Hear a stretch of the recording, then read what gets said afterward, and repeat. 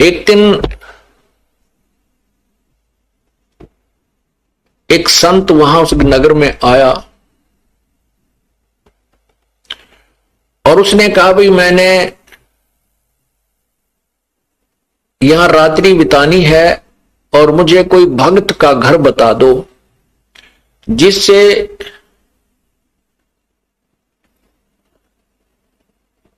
मेरा जो है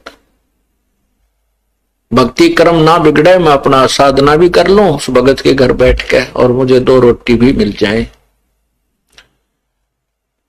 तो उस संत को गांव के उस नगर के निकम्मे से व्यक्ति मिल गए। वो कहने लगे बाबा जी साधु संत तो नगर से बाहर रहा करते हैं और जिस प्रकार के आप भगत चाहते हो वो हम बताते, वो सामने इधर चले जाओ, ये रास्ता जा रहा पगडंडी सी और वहां एक भक्त रहता है बाहर, सपरिवार वहां रह रहा है, आप वहां जाओ। अब महात्मा उस संत ने सोचा भी बिल्कुल सही बात है, जंगल से भगत तो बाहर है तो और अच्छी बात है।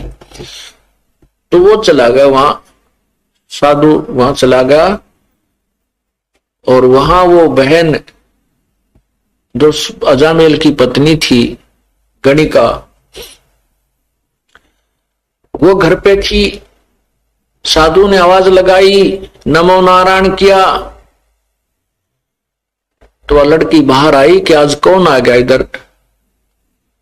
और पुण्यात्माओं ठीक है, वर्तमान में कोई भी प्राणी कितनी ही गलती कर सकता है, लेकिन उसके पूर्व जन्म की कोई पुण्य कमाई होती है, वो साधु संत या सत्संग के विचार सुनने से वो अवश्य अंगड़ाई लेती है, वो एकदम उभर कर आती है। ये कौन थे अजामेल और जो गणिका वो वैसा, वो कौन थे, ये पूर्व जन्म में दोनों साधक थे। वो भी वैरागिणी थी और ये अजामेल भी वैराग लेकर के बाहर भक्ति के लिए, जैसा भी इनको मालूम था अपनी उस परमात्मा के नाम की, जैसा जिस संत ने कोई बताया था, वो साधना शास्त्र विरुद्ध भी ये कर रहे थे। जैसे ओम नाम की साधना तो शास्त्र अनुकूल है और अन्य जो साधना ये करते थे वो शास्त्र विरुद्ध है, जैसे तप वगैरह। लेकिन दोनों की, जैसे किसी ने भांग बीज दी वो भी फल लगेगा और कणक बीज लिया उसका भी फल लगेगा। दोनों इकट्ठी डबोली तो भी भांग का पौधे के अलग बीज फल लगेंगे और कणक गेहूं के अलग लगेंगे। तो ऐसे साधना ये करते हैं, उनका दोनों का सबका फल उनको मिलता रहता है। जैसे तप करते हैं उसे राज भी होता है और सिद्धियां भी आ जाती है, लेकिन मोक्ष नहीं हो सकता इनसे। तो इस प्रकार वो पिछले जन्म में साधना किया करते थे, साधक थे। और जो अजामेल अब बदनाम हो रहा था, ये पूर्व जन्म में ऐसे ही एक साधक था, हठ योग करता था। और ये हठ योग करते करते इसने अभ्यास कर रखा था समाधि लगाने का। समाधि क्या होती है आपको पहले भी कई बार बताया है कि इस शरीर के अंदर, हमारा शरीर जो है एक टेलीविजन समझो, और इसमें चैनल बने हुए हैं, जैसे मूल कमल, स्वाद चक्र, नाभि कमल, हृदय कमल, कंठ कमल, त्रिकुटी कमल, सहस्रार कमल। और इसमें जिसका भी जो चैनल ऑन हो गया पूर्व जन्म की कमाई से, और जैसे हठ योग से समाधिस्थ होने की चेष्टा जो करते हैं, वो न जाने कौन से कमल में कौन सा टेलीविजन का चैनल ऑन हो जाता है उनका, फिर उसको बार बार देखने का इंटरेस्ट बन जाता है। उसमें ऊपर के इस ब्रह्मांड में जैसे ये कहीं ग्रह चल रहे हैं, इनकी बड़ी अच्छी स्पीड नजर आती है, ऊपर की तरफ और बड़े बड़े पहाड़ हैं, स्वर्ग हैं, पता नहीं क्या क्या वहां उछल कूद होती है, नाच गाने ऊपर चल रहे हैं, तो वो सब देखने लग जाते हैं। तो ये मन वही टिकता है जहां इसको वर्तमान से अधिक कोई अट्रैक्टिव वस्तु नजर आती है, आकर्षक वस्तु नजर आती है। जैसे इस मन की वृत्ति है कि जैसे अंधेरे में 25 वाट का बल्ब जग गया तो सभी वो पतंग जीव जंतु उसके पास पहुंच जाते हैं, और 100 वाट का जग जाता है तो उसकी तरफ भाग लेते हैं, उस 25 वाले पर कोई नहीं रहता। ऐसे ही जो हम यहां देख रहे हैं इस पृथ्वी के ऊपर, जो भी हम मन की आकर्षण वस्तु देखते, इससे बहुत ज्यादा अधिक ऊपर के लोकों में है। जैसे आपने मार्कंडे ऋषि और उस इंद्र की पटरानी की वार्ता सुनी, तो यहां जो इंद्र लोक की सबसे खूबसूरत औरत आकर के मार्कंडे ऋषि के सामने डांस कर रही थी, लेकिन मार्कंडे ऋषि की समाधि ब्रह्मलोक के उस बड़े होटल की नाच गाने देख रहा था वहां बैठा। वो कहता है कि जहां मेरी समाधि गई हुई है वहां तेरे जैसी तो उन औरतों की, वहां ऊपर नाचने गाने वालों की दासियां हैं, तो तुझे मैं क्या चाहूं। तो ऐसे ही ये मन वही टिकता है इन समाधि लगाने वालों की, ये ऊपर के और ज्यादा अधिक बकवादें देखता है, और उधर इसका बैठे रहने से परमात्मा के आड़ में वो बैठते हैं, उससे सिद्धियां आ जाती हैं, तप बन जाता है, उसका भी फल मिलता है। तो ये अजामेल जो है ये पूर्व जन्म में ऐसे ही समाधि लगाने का अभ्यास था। कभी तो हठ योग करके समाधि लगने का इसने अभ्यास किया, जिससे वो परिपक्व अभ्यास हो गया, और एक दिन सोते सोते इसका वो अब समाधि लग गई। समाधि लग जाती है तो मन बहुत दूर पहुंच जाता है, वहां की बकवादें देखता रहता है और शरीर को कोई आभास नहीं होता। उस समय बहुत ज्यादा सर्दी थी, सर्दी का मौसम था, और ये अजामेल समाधि हुआ अचेत पड़ा था। और उधर से जो गणका वैसा बनी हुई है वो लड़की भी वैरागण थी, साध्वी थी। उसमें कहते अभी आपने सुना था कि दर्दबंद दरवेश है बेदर्द कसाई, जिसके हृदय में दया नहीं वो तो कसाई है, जिसके हृदय में दर्द है दुख है, दूसरे को दुख को अपना दुख समझता है, वो दरवेश है, वो संत है, साधु है, भक्त है। तो उस लड़की के मन में, उस साध्वी के मन में ये विचार आया, दूसरे लोग कहने लगे कि इसने एक हफ्ता हो गया, 3 दिन हो गए हैं, ये उठा नहीं है, इसकी समाधि लगी है। तो उस बहन के मन में ऐसा आया कि कहीं इसका साधु का शरीर नष्ट ना हो जाए, सर्दी ज्यादा है, कहीं इसके प्राण ना चले जाएं। और कोई कपड़ा था नहीं इस भक्त ने, उस साधक ने अजामेल जो पूर्व जन्म में केवल एक कोपीन, एक लंगोट पर्दे पर बांध रखा था, बाकी नी वस्त्र था, कोई कपड़ा नहीं रखता था। उधर से वो साध्वी थी, उसके पास भी एक्स्ट्रा कोई कपड़ा नहीं था। तो उसने सोचा इस साधु का जीवन बचाना अति आवश्यक है, तो उस लड़की ने उस साधु के ऊपर लेट गई। वह उसके जीवन रक्षा करने के लिए, अपने शरीर का ताप देने के लिए वो बहन उस भगत के, समाधि लगाए हुए भगत के यानी उस अजामेल के शरीर के ऊपर लेट गई। अब लेट गई तो वो गर्म, शरीर गर्म हुआ। कुछ देर के बाद उसके वो जो ऊपर ड्रामा देख रहा था वो खत्म हुआ। जब वो वापस आया से एकदम शरीर से बाहर, तो ये तपस्वी जो होते हैं ये ततैये बन जाते हैं, भरड़ है, ये नहीं देखते तुम किसको डस रहे हो, जरा सा हाथ लगते जैसे भरड़ डंक लगा देती है, सर्प डंक लगा देता है, ऐसे बन जाते हैं, ये सिद्ध बन जाते हैं इन साधनाओं से। जो ही उस संत, उस भक्त की आंखें खुली, समाधि टूटी, अपने ऊपर एक स्त्री को लेटे हुआ देखा, तो उस जन्म में तो ये ऐसा साधक था कि स्त्री को टच भी नहीं करना से अपना धर्म भंग समझता था। तो उसने उस औरत को ये सोचा कि ये मेरा धर्म भंग करने की चेष्टा कर रही है, उसको श्राप दे दिया कि तू वैसा बनेगी अगले जन्म में। तो उधर से वो भी उससे कैसी थी, दया तो थी उसमें, ये तो साधु में होता है, तभी तो भगवान की साधना की तरफ चलता है, दयालु जिसमें तो दया होती है। लेकिन जिसको साधना ठीक नहीं मिलती वो दयालु होकर भी दुष्ट कर्मों से नहीं चूकते। उधर से उस लड़की ने उसको श्राप दे दिया कि तू भड़ुआ बनेगा, अगले जन्म में तू भड़ुआ होगा। अर्थात व्यभिचारी होगा।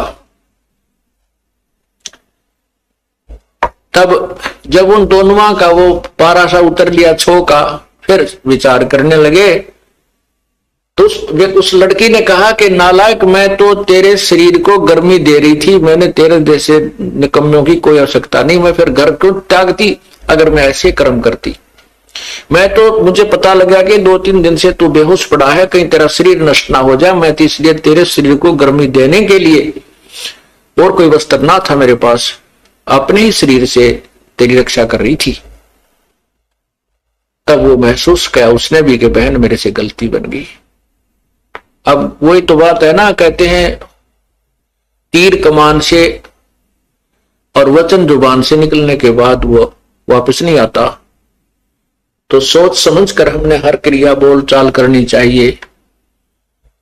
तो उसी के परिणाम स्वरूप वो तो वैसा बन गई, वो बदचलन बन गया,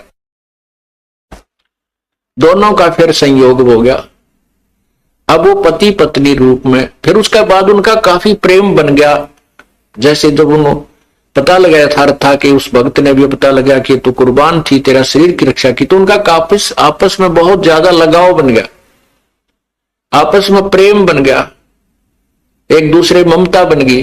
बिल्कुल वो उस जीवन में ब्रह्मचारी रहे और बिल्कुल ठीक रहे। लेकिन वो ममता जो आपस में युकाल का तो जाल बड़ा भयंकर है, वो आपस में मोह फंसा रहा। उस मोह ने ये फिर कट्ठे लपेट दिए, अगले जन्म में ये पति पत्नी बना दिए, और साथ में वो वैश्या बन गई और अजामेल बन गया, ये बदचलन बड़ुआ।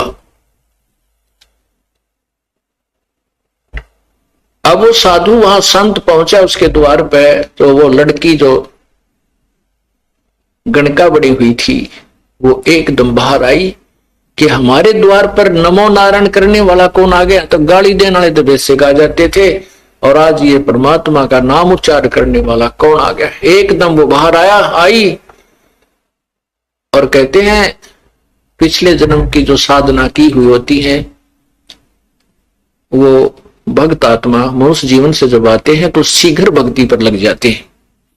चाहे वह कितने ही दुराचार करता है, चाहे कितने ही वो विकार करता है, शराब पीवे, मांस खावे, चाहे तम्बाकू सुल्फा पीता है, वो पिछले जन्म का जो मनुष्य शरीरधारी प्राणी होता है और पिछले जन्म में कुछ भक्ति की हुई होती है और वर्तमान में कुसंगत में फंस जाता है, वो तुरंत त्याग देता है उन बुराइयों को और परमात्मा की भक्ति में उसी प्रकार सपीडता लग जाता है।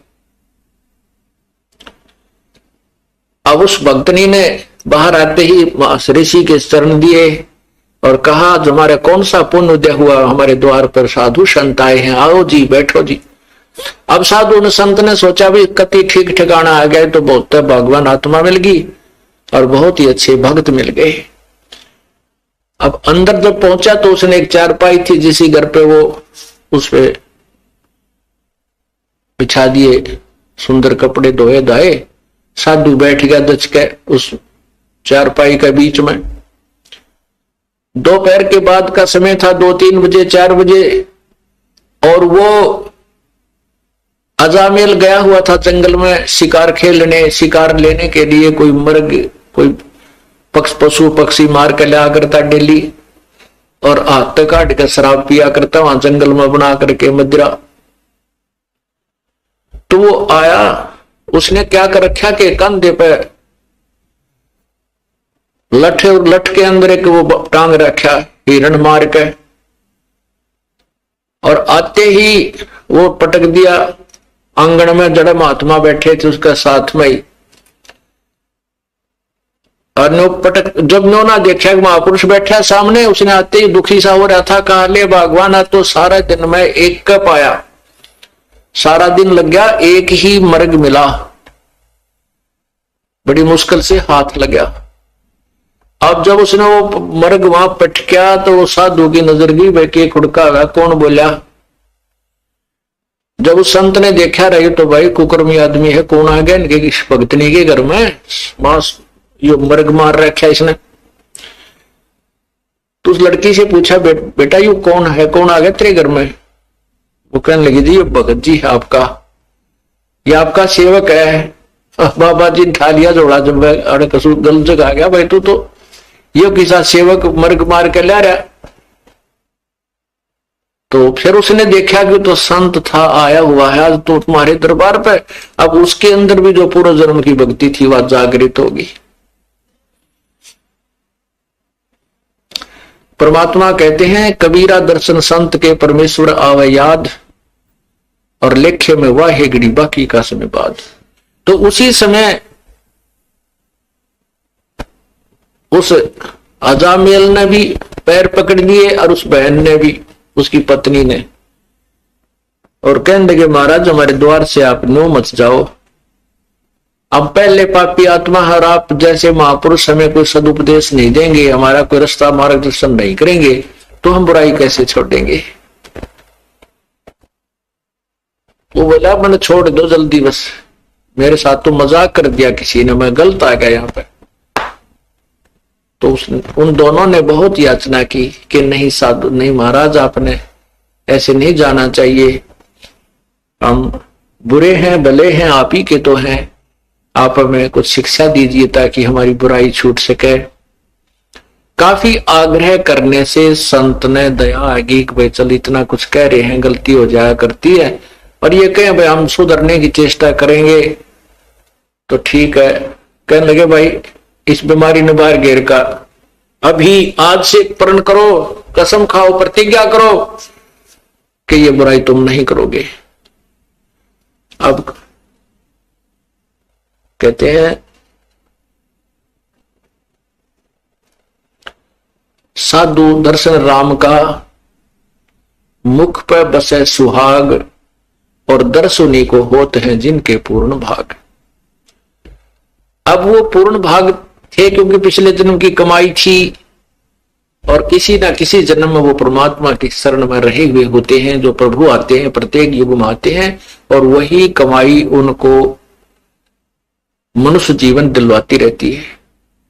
बाकी जो अन्य हठ योग आदि करते हैं वो तो मलाई यही खत्म खर्च करते रहते हैं, सिद्धियां प्राप्त करके या कोई राज्य प्राप्त करके फिर पैरेलल हो जाते हैं।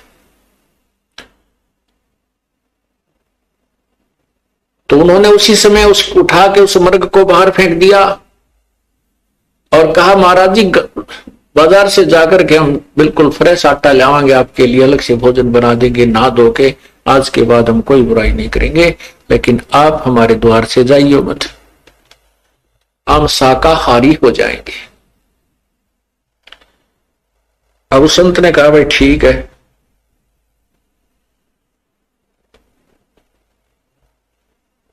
तो क्या हुआ, गर्मियों के दिन थे, गर्मी का मौसम था। अब वो भोजन ला करके बाहर से उन्होंने नहा धोकर स्वच्छ होकर के सारा घर दोबारा लीप लाप के पवित्र कर दिया। कहने का भाव कि उस संत का पेटा भर दिया, भाई ये भी ये बिल्कुल ठीक हो गए। तो उसके मन में आया कि परमात्मा ने शायद तुम्हारे लिए ही मुझे यहां भेजा है। जैसा भी संत के विचार होते हैं वो अच्छे ही हुआ करते हैं, चाहे वो किसी भी भगवान की साधना कर रहा है। उसके जैसे खेल के खिलाड़ी होते हैं, उनके कोई किसी भी खेल में खेल रहे हैं, उनके नियम और वो सब उसे परिचित होते हैं।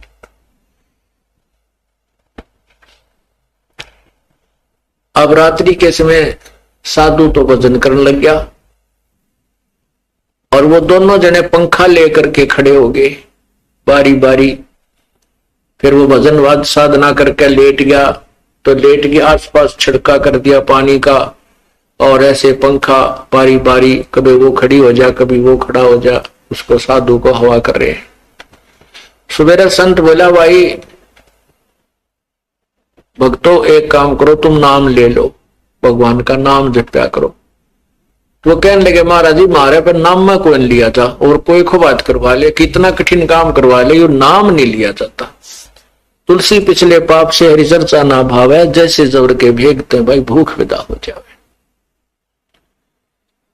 ने बोला जी नाम नूम ताम लेंदे नहीं, लेते नहीं, बाकी आपके चेले पक्के हो गए, आप बुराई नहीं करेंगे, आपने कसम खा ली। तो संत ने सोचा अपने आत्माओं जैसे ये जो कथाएं हम सुना करते ना कि भाई एक उसने संत ने लड़के का नाम नारायण रखने को कह दिया और उस नारायण नारायण करने से वो पार हो गया। ऐसा नहीं, ये यथार्थ कथा आपको सुना रहा हूं उसी नारायण नाम के ऊपर।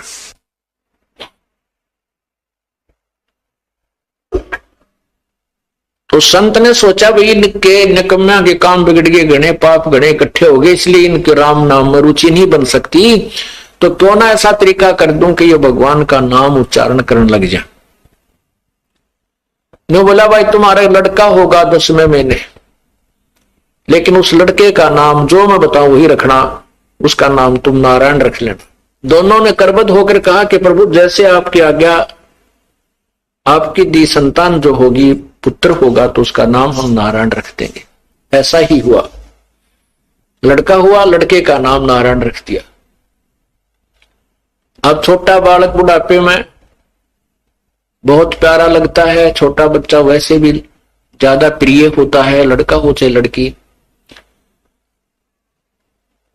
तो वो लड़का जब उसके इतना मोह हो गया उस नारायण नारायण करता, वो लड़का थोड़ी इधर उधर हो जाता, घंटा 2 घंटे ना आता तो वो नारायण नारायण करता हुआ उस बालक ने ढूंढ के लाता, चाहे वो जंगल में कितना कोई बेर ब्यार खाने गया हुआ होता, फल खाने के लिए वहीं से ढूंढ के ले आता। अरे कित गया तन जाकर खा जाएंगे, है जंगली जानवर, बेटा दूर मत जाकर, भयभीत रहता। उसके अंदर इतना मोह बन गया। एक दिन उसकी अचानक मृत्यु होगी, क्योंकि उसका समय जो है ना, उसकी मृत्यु होगी, उस अजामेल की मृत्यु होगी। तो उसको यम के दूत ऊपर लेकर गए धर्मराज के दरबार में, जहां अकाउंट होता है एज का, कर्मा का, कितनी आयु थी, कितने समय में यू मरा, इसने कैसे पुण्य कितने पाप किए। जब उसकी मृत्यु होगी तो उसकी पत्नी ने देखा कि तो मर गया अचानक। 2-4 दिन से वो अस्वस्थ भी चल रहा था। उसकी मृत्यु होते उसकी पत्नी ने हाहाकार मचा दिया। उसका कोई साथी था नहीं, ना कोई गांव का सहयोगी था, सब उससे नफरत करते थे। तो उसने सोचा इसका अंतिम संस्कार यही अपने आंगन में ही कर देती हूं। उसको घसीट कर एक साइड में कोने में रख लिया और उसके ऊपर लकड़ डालने शुरू कर दिए। लकड़ लाने लगी, दूर दूर से इकट्ठे करके चिता बनाने लगी। 1 घंटे 2 घंटे के बाद उसकी वापस चेतना आ गई, वो जीवित हो गया। तो ऊपर उसने देखा, वो जब वापस आया तो उसकी पत्नी बुरी तरह रो रही, वो लड़का भी रो रहा और उधर से वो चिता बना रही, लकड़ी ढो ढो के इकट्ठे करने लग रही। तो वो कहने लगा तू क्या कर रही है, क्यों रो रही है, क्या हो गया घर में। तो अपने पति को जीवित देख करके उसको खुशी तो हुई, लेकिन जो दुख वो महसूस कर चुकी थी वो दुख अभी भी उसके हृदय में विद्यमान था। और रोती रोती कहने लगी आप मर गए थे, आप जीवित कैसे हो गए, आप तो चले गए थे हमें छोड़कर। इस दुख में रो रही थी कि अब हमारा कौन है यहाँ पर, मैं किसके सारे रहूंगी अकेली जंगल में, मेरे ऊपर तो पहाड़ टूट गया था। तब उसका यकीन हुआ रे सचमुच मैं तो मर गया था। क्योंकि ऊपर जब धर्मराज ने उसको कहा कि भाई ये व्यक्ति नहीं है वो अजामेल, उसी नगर में एक और अजामेल नाम है उसका, और वो भी ब्राह्मण है, वो नगर में रहता है, उसके पिता का ये नाम है, उसको लाओ, इसको छोड़ो वापस। तो वो वापस छोड़ दिया। तो वो कहने लगा अपनी पत्नी को कि वो अजामेल है उसका पुत्र ब्राह्मण का, वो मरेगा अब। उसकी पत्नी कहने लगी आपको क्या पता ऐसा कि वो मरेगा। तो उस अजामेल ने बताया कि ऐसे ऐसे सारी कहानी बताई, धर्मराज ने ये कहा है कि इसकी उम्र अभी है नहीं, इसके तो अभी 5-4 साल वर्ष और रहते हैं, 4-5 वर्ष रहते हैं, इसके वापस छोड़ो वो तरेगी। अब उस अजामेल के उस दिन के बाद या पक्की जचगी के मृत्यु तो होनी है, और समय भी थोड़ा ही बताया था। धर्मराज ने 4 वर्ष बताए थे, 5 वर्ष बताए थे। और या तो बात बिगड़ेगी। पुण्यात्माओं, ये परमात्मा की रजा होती है। उधर से क्या होता है कि वो अजामेल दूसरा उस नगर का मर गया, और जहां उसका बाहर कुटिया डाल रखी थी अजामेल ने, उससे थोड़ी सी दूरी पर, आधा किलोमीटर की दूरी पर वो शमशान घाट था।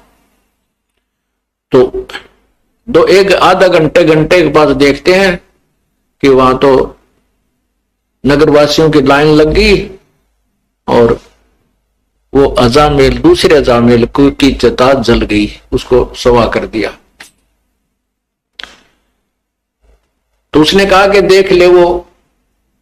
फिर वो जैसे अगले दिन गांव नगर में जाते थे सामान लेने, दुकान पर है, वहां पता किया तो पता चला कि वो अजामेल मर गया, उसका लड़का, उस ब्राह्मण का कल मृत्यु होगी उसकी। तब दोनों का ये बात पक्की जचगी, क्या तो बात बिगड़ेगी। अजामेल बोला भगवान भजन कर ले, भक्ति कर ले, समय थोड़ा है और यहाँ सब कुछ यही रह जाएगा। अब भजन करें किसका? तो नाम नहीं, कुछ भी नाम उन्होंने लिया नहीं। तब वो दयालु परमात्मा आते हैं और उनको, उस पुण्यात्माओं को सच्ची भक्ति देते हैं, ज्ञान कथा सुनाते हैं। लेकिन हमारे अंदर एक सबसे भयंकर बीमारी ये रही है कि हम राम और कृष्ण, ब्रह्मा विष्णु महेश या ब्रह्म से ऊपर यदि कोई कथा कहानी सुनाता है तो नहीं सुनते थे, और उसको एक बुद्धू समझ करके उसकी प्रत्येक बात पर अविश्वास कर देते थे। इसलिए परमात्मा बड़े दयालु हैं, बड़े सूझबूझ से काम करते रहे। तो उन्होंने कथाएं यही सुनाई, ब्रह्मा विष्णु महेश और ब्रह्म तक की, और नाम भी उनको वही तक के दे दिए। ओम नाम का जाप कराया। जैसे ब्रह्मा को ओम नाम दिया प्रभु ने, विष्णु को हरियम नाम दिया, शिव को सोहम नाम दिया।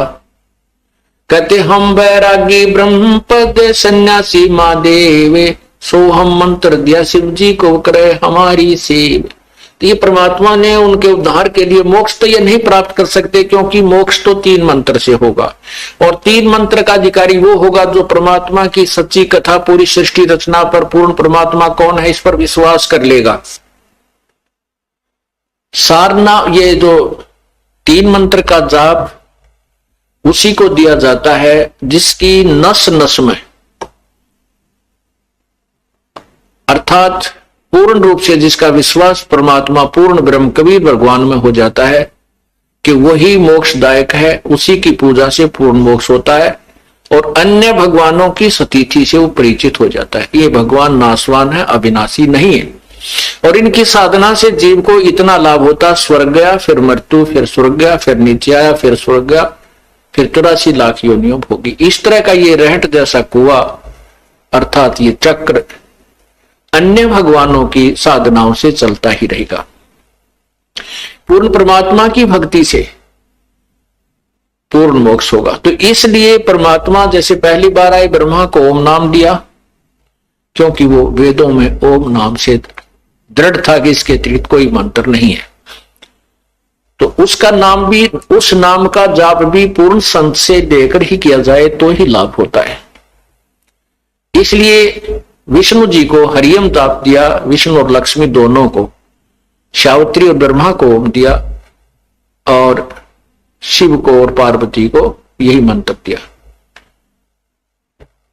क्योंकि तत्व ज्ञान है, धीरे धीरे समझ में आएगा आपको। अभी तो हमने केवल ये कथाएं सुन रखी थी, छोटी मोटी कथाएं थी, या संतोषी माता के व्रत की कथा सुन रखी थी, और ये कथा हम नहीं सुन पाए थे, और पूर्ण परमात्मा के बारे में तो मैं परिचित थे।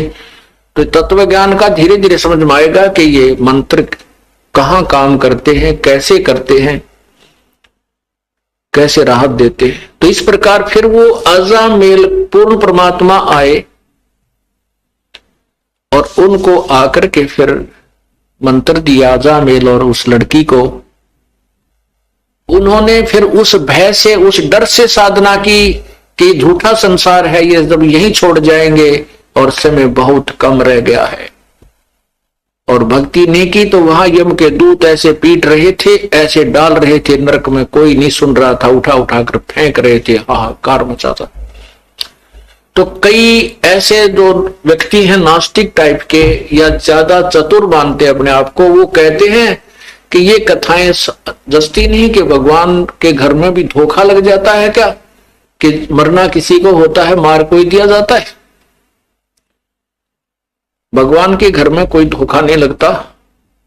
ये तो उन व्यक्तियों के ऊपर रहम होता है, उनके लिए गोल्डन चांस देता है परमात्मा, जो पुण्यात्मा गणी होती है, उन्हीं को ऊपर दिखा करके वापस छोड़ दिया जाता है कि ताकि ये यहाँ की यथार्थता को पहचान कर फिर संसार को आसार समझ के अपना काम बना ले, भक्ति व दृढ़ हो जाए। उन पर विशेष कृपा होती है। तो जैसे अजामेल और गणका पर विशेष, उस अजामेल पर विशेष कृपा हुई कि उसको वो सारा ऊपर का दिखा करके झंझट और वापस छोड़ दिया, फिर उसको भय बन गया, उसको चिंता बन गई, तब उसका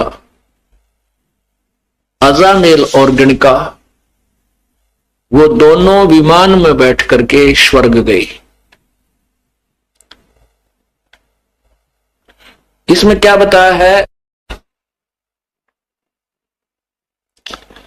सुनो महात्म नाम का मुजर चलवाई, अजामेल गणका तेरे और सदन कसाई।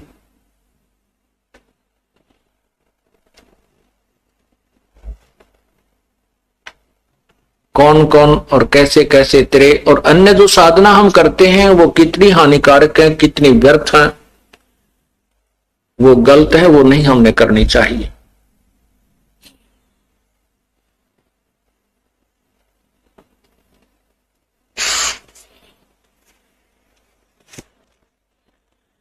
भजन करो उस रब का जो दाता है कुल सबका, भजन करो उस रब का जो दाता है सब कुल सबका। भजन करो उस रब का जो दाता है कुल सबका, जो कुल सबका यानी कुल का मालिक है, पूर्ण ब्रह्म है, वासुदेव है, सर्वशक्तिमान है, उस परमेश्वर की साधना कीजिए। उसी की पूजा से, उसी की साधना से आपको मोक्ष प्राप्त होगा।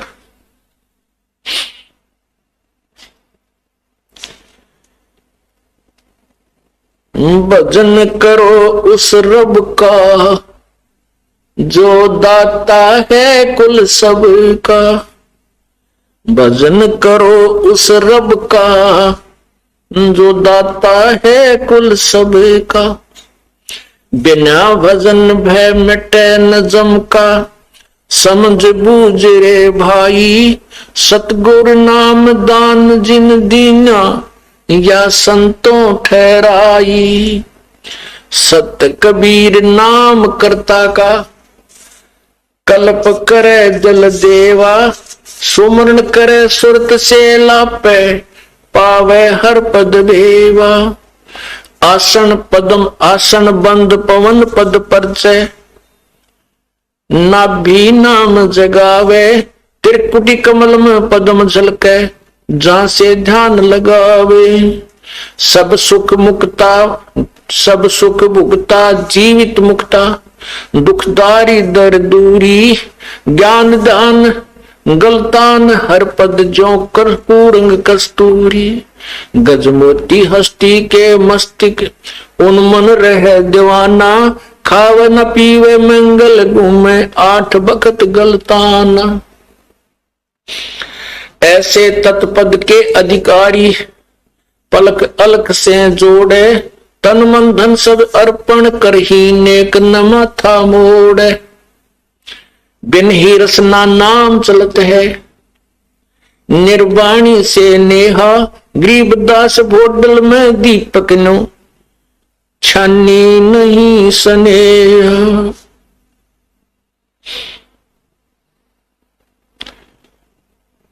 कहते हैं उस परमात्मा की साधना कीजिए जो कुल मालिक है। उसकी साधना के लिए क्या बताते हैं कि बिन ही रसना नाम चलत है, उस निर्वाणी से नेहा मोक्ष मार्ग के आपका पूर्ण रूप से प्रीति जुड़ जाए, उसके अंदर आपका विशेष प्रेम लग जाए पूर्ण परमात्मा में। और उसके लिए क्या बताते हैं कि तन मन धन सब अर्पण कीजिए, नेक न माथा मोड़े। उस परमात्मा के पाने के लिए तन मन धन कुछ भी अपना पर अर्पण करना पड़े, कहते हैं उसमें हिचकिचाहट नहीं करे। और तन मन धन उसी परमात्मा का दिया हुआ है। वो तन और मन धन कहां मांगता है, कब आपसे क्या चाहता है कि कुछ समय परमात्मा के चरणों में अवश्य आइए, उसकी महिमा सुनिए, आपके कल्याण के लिए ही वो बताते हैं। और दान परमात्मा के लिए, अपने कल्याण के लिए कीजिए।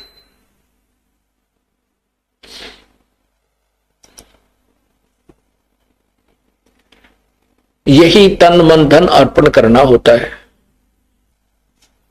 तन मन धन अर्पण कीजिए, नेक न माथा मोड़े। अर्थात परमात्मा के भक्ति के लिए, परमात्मा के सत्संग माने के लिए दान धर्म और भक्ति भजन करने में आनाकानी नहीं करे। इसी को तन मन धन अर्पण करना बताया है। और जो नेक साधना करते हैं उसके बारे में बताते हैं, गरीबदास बोडल में दीपक छानी नहीं स्नेहा। जिनकी परमात्मा में लगन लगी है वो छुपी नहीं रहती। जैसे बल्लभ होता है, बल्लभ दीपक, क्योंकि पहले ये बल्लभ ट्यूब नहीं थी, इसके ऊपर यदि हम पॉलीथीन का कोई कागज डाल दें, पॉलीथीन लगा दें, तो भी उसका नूर चमक अवश्य दिखती रहेगी, भले ही थोड़ी दिखे। तो कहने का भाव यह है कि परमात्मा की भक्ति करने वाले छुपे नहीं रहते, उनकी कोई ना कोई ऐसी क्रिया न्यारी ही होती है जो आम समाज से अलग होती है।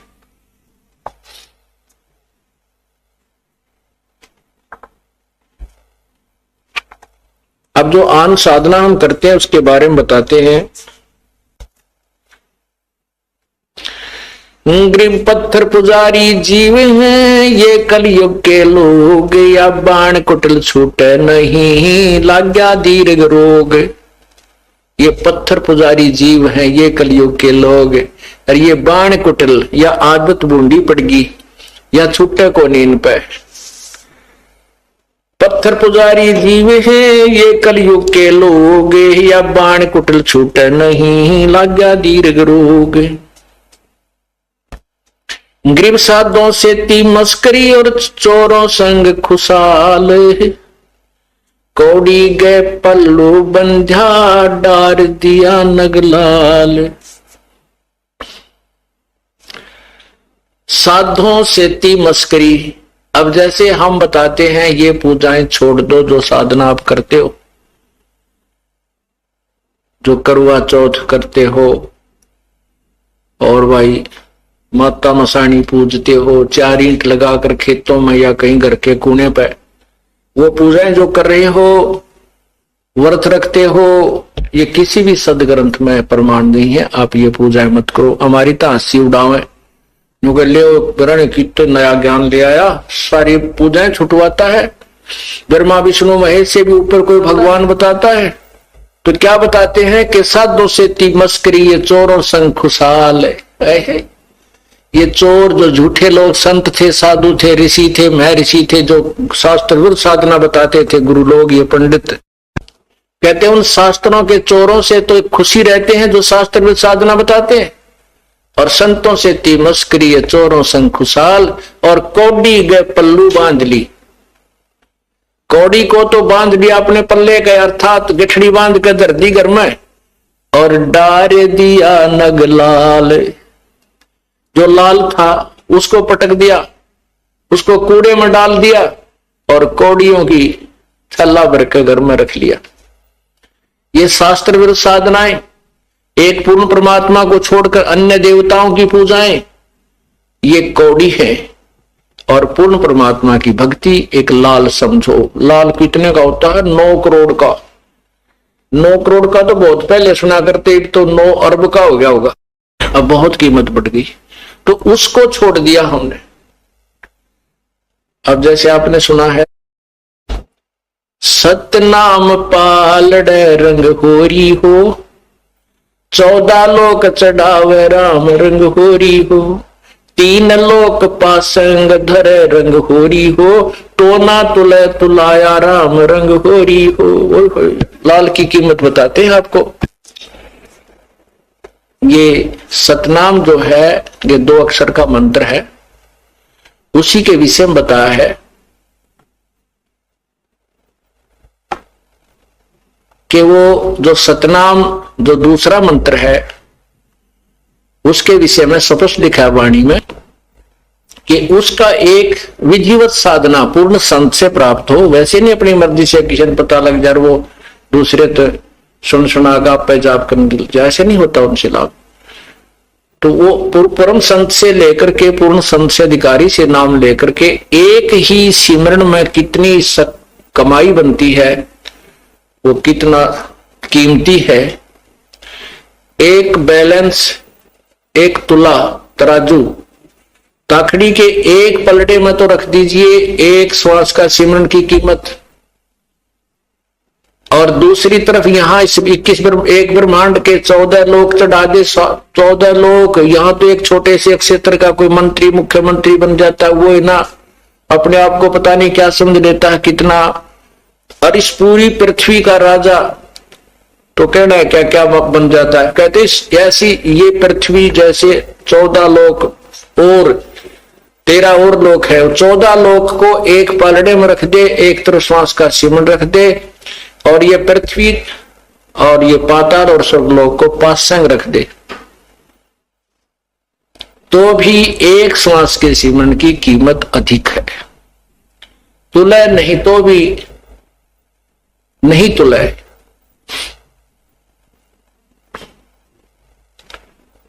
अब देखो लाल की कीमत, ये सिमरन आप थोड़ा बहुत भी करते रहोगे तो बहुत लाभ आपको मिलेगा। और अन्य साधना कौड़ी है, कौड़िया गीचे मालगाड़ी भर ले तो भी एक लाल के बराबर नहीं हो सकती।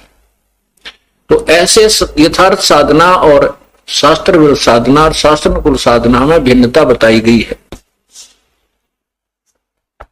सतगुरु की संगत नहीं, ना साहेब का जाप, कहे गरीब कैसे बचे उनके तीनों तापे। सतगुरु की संगत नहीं, पूर्ण संत की संगत नहीं, और ना साहेब का जाप। पूर्ण संत की संगत से ही संत परमात्मा का जाप मिलेगा,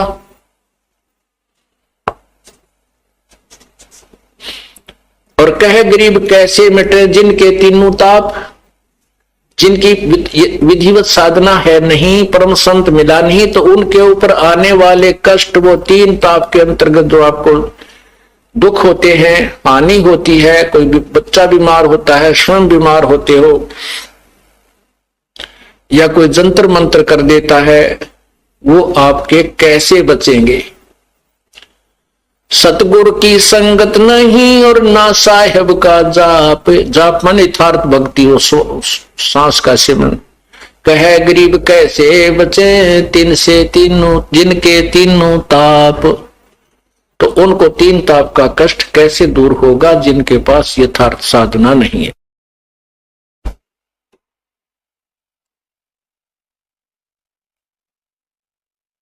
साकट नगरी ना बसो हाना लग से हंसे, प्रगट कै समझाऊं हूं चंदन के डिगबन से।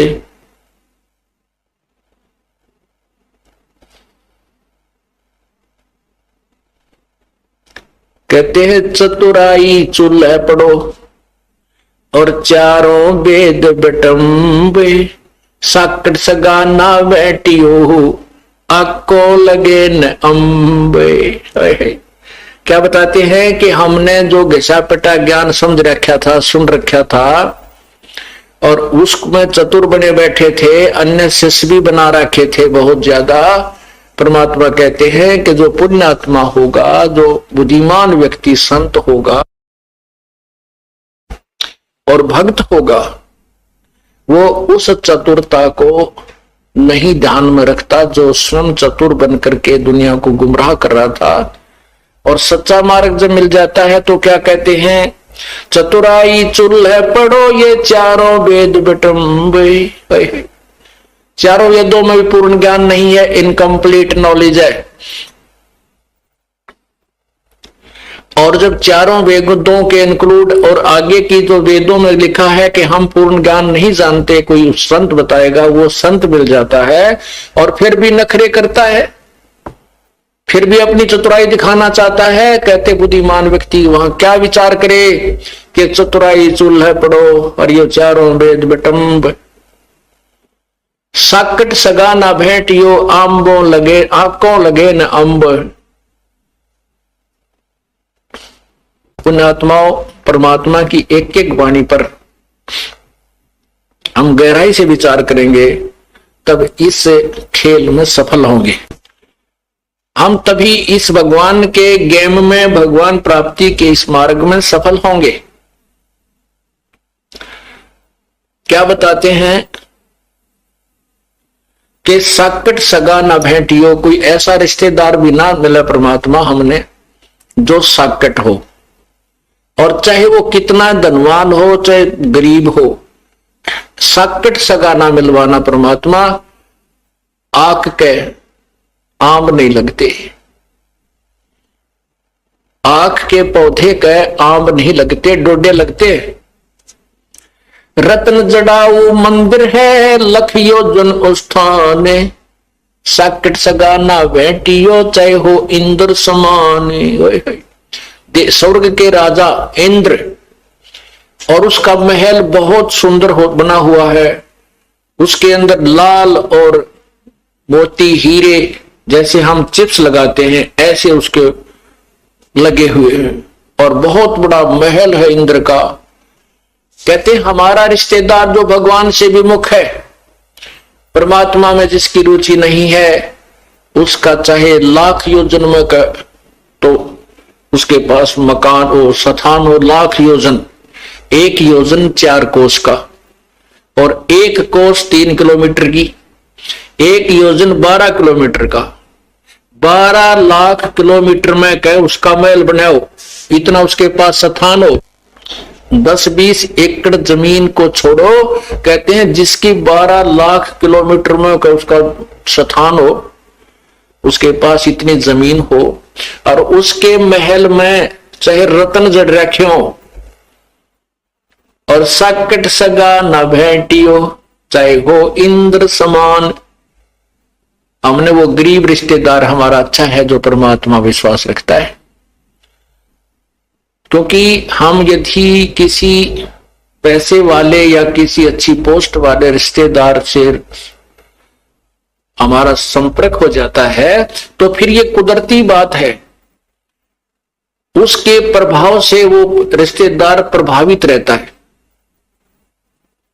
उधर से फिर जो जाने वाले, हमारी लड़की, मान लिया हमने लड़की ब्याह दी ऐसे साकट का, तो बच्चे का जीवन बर्बाद कर दिया, उस धन्य के फूकेंगे। जब लड़की पार ना हुई तो अब फिर अगले जन्म में ना जाने किस पशुधूनी में जाएगी बेचारी। 2 रोटी दाता ने देनी है, 2 रोटी बालक ने खानी है, 1 चारपाई पर सोना है, बस। बाकी तो कितना स्थान हो यूजलेस है। इन बातों को हमने ध्यान में रखना है, तभी हम इस मार्ग में सफल होंगे। और उस बड़े घर की लड़की हमारे गरीब का आगे वहां टेकन देना, ना भक्ति करे ना करण दे, ना वह गेल चले, ना भक्ति को सुहाव उसने, क्योंकि उसके पाप इतने कर्म बिगड़ जाते हैं। उसमें अभिमान अपने बाप का, उस पूर्व धन का होता है। तो परमात्मा कहते हैं एक रत्न जड़ाऊ मंदिर है, मंदिर कहते हैं महल को, मकान को, और लख योजन स्थान, साकट सगा न भेटियो चाहे हो इंद्र समान।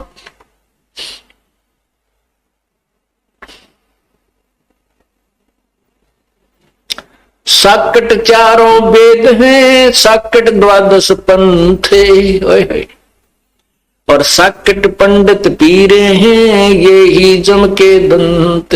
साकट चारों वेद हैं, क्योंकि जिनमें कंप्लीट नॉलेज नहीं है वो भ्रमित कर रहे हैं, तो वो हमारे जीवन से के लिए सफल नहीं है।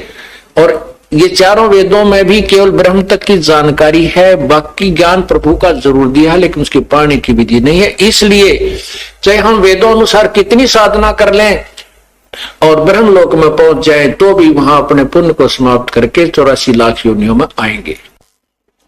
और पांचवा वेद जो है जिसमें पूर्ण ज्ञान है वो सवसम वेद है, वो परमेश्वर कबीर जी की वाणी है, और साथ में उन संतों की अमर वाणी जो परमात्मा से परिचित हुए थे, और उन्हीं की कृपा से उन्होंने अपने जो है ना वो गवाह तैयार किए थे कबीर परमेश्वर ने, कि आने वाले समय में ये संत, इनकी वाणी, इनकी वचन मेरा गवाही देंगे कि ये संत कबीर परमात्मा पूर्ण ब्रह्म है, जो काशी में जुलाहा बनकर आए थे। जैसे आदरणीय नानक साहब जी ने परमात्मा प्राप्त हुए, बेई नदी में डूबने का बहाना करके प्रभु उनको अदृश्य करके सतलोक लेकर गए, फिर उनको वहां सब व्यवस्था से परिचित करा करके वापस छोड़ा। उसके बाद नानक साहब ने संसार को आसार मान लिया, नौकरी भी त्याग दी परमात्मा की प्राप्ति करने के लिए, कि वो काशी में बताते हैं पृथ्वी पर आया हुआ है। तो बनारस पहुंचे और बनारस में वहां दुल्हे का कार्य करते हुए, धानक का काम करते हुए देखा उस परमेश्वर को। तब कहा था, फाई सूरत मुल्क की वेश, ए ठगवाड़ा ठगी देश, खरा सियाणा बहुते बार, ये धानक रूप रहा करतार। लोगों ये धानक रहा, ये रहा करतार, ये भगवान रहा। तो ऐसे ही गरीबदास साहिब जी को, ऐसे ही दादू साहिब जी को, ऐसे मुल्कदास साहिब जी को, ऐसे गीसा साहिब जी को, ऐसे ही धर्मदास साहिब जी को परमात्मा ने अपनी सतीथि से परिचित कराया था और अपने गवाह बनाए थे। और आज इन महापुरुषों को पूरा विश्व मानता है कि इनको भगवान मिला था। ये क्या बता रहे हैं कि वो कबीर मिला था। नानक साहब की वाणी में 24 पृष्ठ पे आपको यही पढ़ने को मिलेगा, धानक रूप रहा करता। 721 पृष्ठ पे लिखा है कि हक्का कबीर माने सत कबीर, अर्थात उस पूर्ण परमात्मा का नाम सत कबीर है। कबीर है वो धानक रूप में दुल्हा बनकर काशी में आया था, वही पूर्ण परमात्मा है। साकट चारों वेद हैं, ये साकट द्वादश पंथ, ये 12 पंथ। उन 12 पंथों के विषय में आपको परमेश्वर का सार संदेश अध्याय 15 में पढ़ने को मिलेगा, जो कबीर सागर में प्रमाणित है कि उन 12 पंथों में एक ये गरीबदास पंथ भी है। और इस गरीबदास पंथ के तक ये 12 के 12 पंथ ये यथार्था से परिचित नहीं है, महिमा कबीर जी की ही गाते हैं। कबीर जी को ही वाणियों का कबीर साहब की वाणियों को ही प्रमाण दे करके अपने पंथ चलाए हुए हैं, लेकिन इन 12 पंथों में कोई भी मोक्ष प्राप्त नहीं करेगा। अब आपको कुछ भक्तों के अनुभव सुनाएंगे, ध्यान से सुनना। ये बार बार समय नहीं मिलता बच्चों, या एक एक अक्षर आपका बड़ा कीमती बहुमूल्य है, जो भगवान आपको यहाँ लाए हैं। यहाँ आना कोई बच्चों का खेल है, बगैर परमात्मा की रजा से आप इधर मुंह भी नहीं कर सकते। स्पेशल लाया आपको, चाहे कुछ भी कारण बनाया, चाहे दुखी करा चाहे सुखी करा, आपको ऐसे स्थान पर लाकर बैठा दिया। अब चर्चा सुना करो, एक एक शब्द को ऊपर विचार किया करो। अब सुनिएगा वो भक्तों के अनुभव। बहन जी नमस्कार। नमस्कार सर। क्या नाम है आपका? भक्तमती सरला। कहाँ से आए हैं आप? मंडी हिमाचल प्रदेश से। संत रामपाल जी महाराज से नाम दीक्षा कब लिया आपने? सितंबर 2011 में सर। आप हिमाचल प्रदेश से बिलोंग करते हैं, आपने संत रामपाल जी महाराज से नाम दीक्षा कैसे ली? सर मेरे भगत जी ने टीवी में गुरु जी का सत्संग देखा, फिर उसको देखने के बाद उन्होंने ज्ञान गंगा पुस्तक हरियाणा से मंगवाई, हिसार से।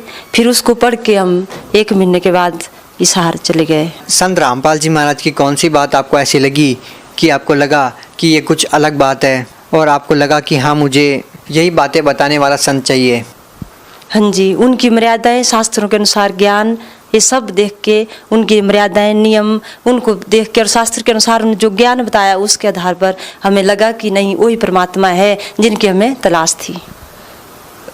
इस हिंदुस्तान में हजारों धर्मगुरु हैं, कि आपको नहीं लगता कि और भी बहुत सारे धर्मगुरु हैं जो शास्त्रों के अनुसार भक्ति बताते हैं?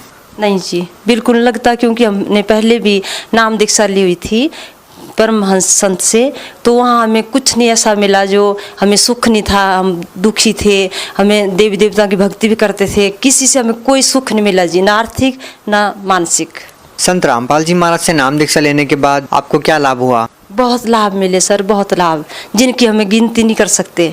ठीक है ना सर, इतने लाभ मिले कि उस दिन से हम इतने सुखी हैं। जो हम पहले बाद में सोचते हैं वो पहले हुआ पाया जाता है। संत रामपाल जी महाराज से नाम दीक्षा क्यों लेनी चाहिए? क्योंकि सर वो जो है मोक्ष का रास्ता है, शास्त्र के अनुसार भक्ति है, उसने हमें उस रास्ते से, उस भक्ति से हमें सतलोक जाना है और यहाँ भी हमें सुख सुविधा मिलती है। जब से हम वहाँ जुड़े हैं तो परमात्मा ने हमें, मेरे को बहुत बड़ी बीमारी थी, जैसे पेट में दर्द होती थी, बहुत ज़्यादा दर्द होती थी सर, पहले भी होती थी, परंतु जब आश्रम में गए तो उससे थोड़ा राहत हो गई थी। परंतु उसके बाद जब 2 साल पहले की बात है, साल पहले की बात है कि मेरे पेट में बहुत ज़्यादा दर्द हो गई सर। जब मैं बहुत बीमार हो गई, मेरे पेट में इतनी दर्द हो गई सर, इतनी दर्द हो गई, ऐसा नहीं है कि मैं मरने वाली थी सर, मर चुकी हूँ। और सारे परिवार वाले जो है मेरे आसपास बैठे हैं और रात को इतनी दर्द भयानक हो गई कि सभी डर गए कि इसको क्या हो गया। मेरे को पूरी रात होश नहीं थी और जब मेरे को इतनी दर्द शुरू हो गई तो मैं गुरु जी के तस्वीर की तरफ देखती हूँ और बोलती, परमात्मा जैसा आप करेंगे वैसा ठीक है। और मेरे को पूरी रात कोई पता नहीं था कि मेरे हिसाब से तो मैं मर चुकी थी। और सुबह जब मेरे को होश आया, मैंने देखा कि परमात्मा ने आपने मेरे को बचा दिया। मेरे को एक दिन जैसे मेरे पति जो है भक्त जी है, उनके पेट में बहुत ज़्यादा दर्द हो गई सर, तो उस टाइम कौन बचाया था, किसने बचाया था उनको? परमात्मा कबीर साहब ही दर्शन देख के जो है उनको बिल्कुल जीवित कर दिया, मरे हुए को जी। और बात दूसरी ऐसी है कि हमारे घर में जैसे नया मकान बना था, उसके पीछे एक दीवार थी और 8 फुट लंबी दीवार थी सर। और हम दोनों ही 4 बजे सुबह, रात को जैसे नित्यम सुबह लगाया था, तो हम भक्त जी पहले चले गए, फिर बाद में मैं भी चली गई।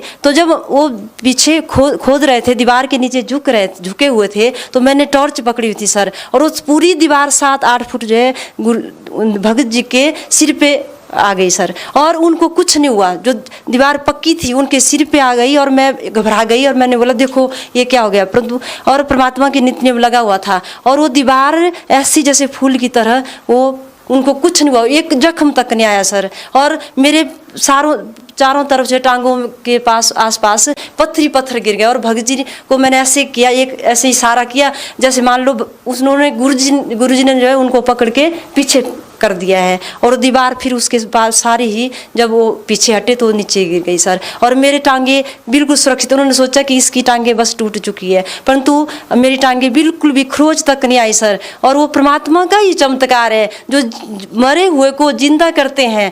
उस दिन हमारी निश्चित मौत थी सर, निश्चित मौत थी। और हमने निश्चित मौत हमने इतने नज़दीक से देखी सर कि हमारे आगे जो है मौत है और हमें परमात्मा ने आके बचा लिया है। वो परमात्मा है सर, परमात्मा ने जीवन दान दे दिया। और आप क्या लाभ बोल रहे हो? सतलोक का रास्ता परमात्मा बताते हैं, मरे हुए को जिंदा करते हैं। और ऐसे वो परमात्मा नहीं और क्या है? संत रामपाल जी महाराज जी के भेष में कबीर साहब ही परमात्मा के रूप में यहाँ आए हैं। बहन जी, जो विवाहित महिलाएं होती हैं उनके लिए सबसे बड़ी समस्या ये होती है कि वो स्वयं तो स्वस्थ होती है, लेकिन जो उनके पति होते हैं वो किसी न किसी प्रकार का नशा करते हैं और उसकी पूरी लाइफ को बर्बाद कर देते हैं। महिला का पूरा जीवन कष्टमय बीतता है। लेकिन जब हमने संत रामपाल जी महाराज के समर्थकों से बात की तो उनका कहना था कि जो भी संत रामपाल जी महाराज से नाम दीक्षा लेता है वो कोई भी किसी प्रकार का नशा करता है वो छूट जाते हैं। इस प्रकार के कोई अनुभव रहे हैं? क्या आपके पति भी कोई इस प्रकार का नशा करते थे और संत रामपाल जी महाराज से नाम दीक्षा लेने के बाद उन्होंने नशा छोड़ दिया हो? सर नशा तो नहीं करते थे, वो तो पहले से ही परमात्मा की शरण में, मतलब परमात्मा ने पहले से ही बख्श रखा था। ऐसे संतों के पास लगे हुए थे कि नशा तो पहले बचपन से नहीं करते थे सर। और परंतु ऐसा कि हम दुखी बहुत थे, मानसिक रूप से दुखी थे, शारीरिक रूप से दुखी थे, रोग थे, बीमारियां थी। परंतु जब से गुरु जी की शरण में गए हैं तो बीमारियां उस दिन से बिल्कुल नहीं है। बच्चे बीमार नहीं होते, बच्चे बीमार होते हैं दंडवत करते हैं, गुरु जी की चरणामृत लेते हैं और तब भी ठीक हो जाते हैं। आपने हिमाचल प्रदेश से दूर हरियाणा में संत रामपाल जी महाराज से नाम दीक्षा ली। क्या हिमाचल प्रदेश में साधु संतों की कमी थी जो आपने संत रामपाल जी महाराज से नाम दीक्षा ली? सर साधु संत तो बहुत फिरते हैं, बहुत साधु संत हैं, परंतु साधु संत का मतलब ऐसा नहीं है कि वो परमात्मा जैसी ऐसी भक्ति नहीं दे रहे हैं। शास्त्र के अनुसार हमें वो ज्ञान नहीं दे रहे हैं, हमें कोई ज्ञान नहीं हो रहा है, तो ऐसे ही बकवास करते हैं। तो उनके कहने पे हमें कुछ नहीं मिल रहा है, सुख नहीं मिल रहा है, कोई शांति नहीं है, कोई धार्मिक हमारी कोई जो ज्ञान है, जो सतलोक का रास्ता वो नहीं हमें मिल रहा है। तो ज्ञान हमारे पास नहीं है, हमारे पास हमें सुख नहीं है, तो हमें उन साधुओं से क्या लेना है। ऐसा भी सुनने में आता है कि संत रामपाल जी महाराज के आश्रम में महिलाओं के बाथरूम के अंदर कैमरे लगे थे, महिलाओं को दूध से नहलाया जाता था और भी बहुत सारी ऐसी बातें सुनने को मिलती है। आप संत रामपाल जी महाराज से जुड़े हुए हैं, आपने संत रामपाल जी महाराज को बहुत ही नज़दीकी से देखा है, जाना है। आप इन आरोपों के बारे में क्या कहना चाहेंगे? परमात्मा ऐसी बात नहीं है सर, आपने जो सुना है वो बहुत गलत है। क्योंकि हम आश्रम में रहते थे सर, वहाँ ऐसा कुछ नहीं था। जो आपने मेरे से क्वेश्चन पूछा उससे मैं बहुत दुखी हूँ, इसलिए दुखी हो रही हूँ क्योंकि ऐसा कुछ नहीं था। जो गुरु जी के आगे जो गुरु जी को आरोप लगाए, जो ऐसे कि ऐसा था, ऐसे कैमरे थे, ऐसा कुछ नहीं था सर। वो बिल्कुल झूठ बोल रहे हैं, मीडिया वाला जो भी बता रहे हैं वो बिल्कुल झूठ है, ऐसा कुछ नहीं है। वो तो परमात्मा है, वहाँ सब कुछ फ्री मिलता था, वहाँ कोई कैमरे नहीं लगे थे सर। हम तो जाते थे, महीने में 2 बार भी जाते थे, 3 बार भी परमात्मा कृपा करते थे। ऐसा नहीं है, ऐसा नहीं है। क्या आपके साथ आपके पति, आपके बच्चे भी जाते थे? हाँ सर, हमारा पूरा परिवार जाता था, पूरा परिवार जाता था, ऐसा नहीं था। परंतु जो ज्ञान को फैला रहे हैं, एक दिन हमें पूरा विश्वास है अपने परमात्मा पे कि वो सही करेंगे, एक दिन सही करेंगे और सच जो है सामने आएगा सर। ये झूठ है, बिल्कुल झूठ है। इसमें जो गलत बोल रहा है वो पछताएंगे सर। आप लोग लगातार जंतर मंतर पर बैठे हैं, लगभग 3 साल हो गए हैं, संत रामपाल जी महाराज को रिहा करो की मांग कर रहे हैं, लेकिन सरकार द्वारा आपकी मांगों को अनदेखा किया जा रहा है, दरकिनार किया जा रहा है। आप क्या कहना चाहेंगी? सरकार को चाहिए कि वो जो गुरु जी के ऊपर इतने झूठे केस लगाए हैं उनको वापस ले, सीबीआई जांच करा, हमारे गुरु जी को जल्दी बाहर करें। आपके हिमाचल प्रदेश से भी बहुत से ऐसे व्यक्ति हैं जो संत रामपाल जी महाराज के आश्रम में मौजूद थे और उनके ऊपर भी दहेजोर जैसे आरोप लगे और उनको भी जेल में डाला गया। क्या कहना चाहेंगे आप उन लोगों के बारे में? क्या उन्होंने ऐसा कोई कार्य किया जिनके लिए उनको जेल में डाला जाना चाहिए? नहीं सर, कुछ नहीं किया था। वो तो आश्रम में बैठे थे, जब अपने आंगन में अपने घर में बैठा है कोई, तो कोई दूसरा आके अगर कोई हंगामा कर दे, कोई गोली बारूद कर दे, तो गलती घर में बैठे की नहीं है। घर में तो बैठा है आदमी, तो सब बैठते हैं अपने घर में। तो अगर कोई आगे से आ रहा है और अपने हमला कर रहा है और हम हाथ जोड़ के खड़े हैं, तो गलती किसकी है? प्रशासन की गलती है। परंतु फिर भी प्रशासन को क्या कर रहा है? प्रशासन जो है अपनी गलती को नहीं मान के हम लोगों के जो ईमानदार लोग हैं, जो परमात्मा ने बताया कि अगर आपको कोई मारता है तो आपने हाथ जोड़ के उसके आगे नतमस्तक होना है, आपने हाथ नहीं उठाना है। हम गाली तक नहीं दे सकते सर, हमारी इतनी मर्यादा है, परमात्मा ने बताई हमें। तो परमात्मा ने यहाँ सतलोक की तरह हमें बहुत सुख दिया है, परंतु उन्होंने ऐसा हमारे ऊपर अत्याचार किए सर, वो बहुत गलत है, बहुत ही गलत है सर। लाखों की तादाद में अभी भी श्रद्धालु संत रामपाल जी महाराज से जुड़ रहे हैं, लेकिन कहीं ना कहीं मीडिया की खबरों का असर लोगों के जहन में है कि कुछ ना कुछ तो सच है ही। अगर 100% नहीं है तो 10-20% तो है ही।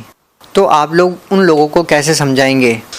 मैं उन लोगों को, हम जैसे गांव-गांव में सर, शहर में, हर डिस्ट्रिक्ट में, हर जिले में प्रचार कर रहे हैं कि ज्ञान गंगा का प्रचार है। उस ज्ञान गंगा को पढ़ो और सच्चाई जानो, सच्चाई एक दिन सामने आएगी। सारा मीडिया झूठ बोल रहा है, कोई भी एक भी बात गलत एक ही बात जो है सही नहीं है, सब झूठ पे झूठ बोला जा रहा है। आखिर आप लोगों का क्या स्वार्थ है कि आप लोगों को समझाते हैं, शहर शहर जाकर आप प्रचार करते हैं, ज्ञान गंगा की पुस्तक बांटते हैं, आपको क्या मिलता है?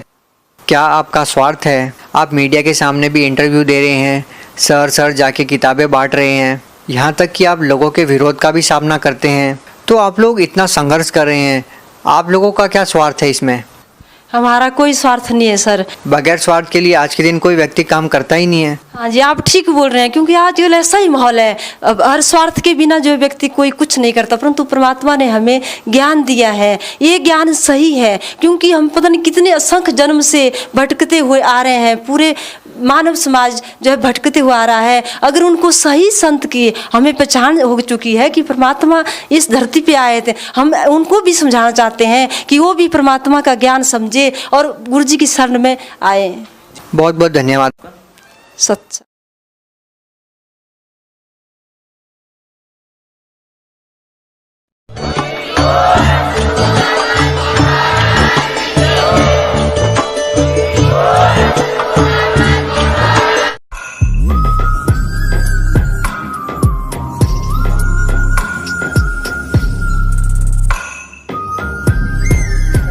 क्यों मोह ममता में सोए, मोह ममता में सोए जग